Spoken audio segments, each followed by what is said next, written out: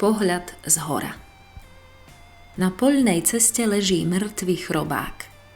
3 páry nožičiek zložil starostlivo na bruchu. Namiesto chaosu smrti elegancia a poriadok. Hrôza toho pohľadu je umiernená.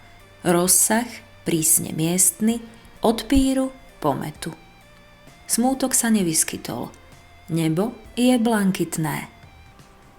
Pre náš pokoj, smrťou akoby plitšou, zvieratá neumierajú, ale zdochýnajú, tratiac, chceme tomu veriť, menej pocitov a sveta.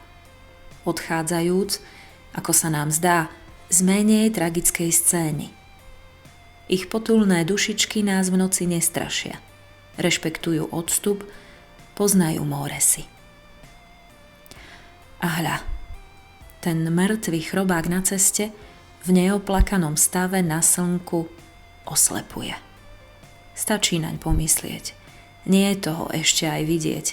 Vyzerá, že sa mu nič vážne nestalo.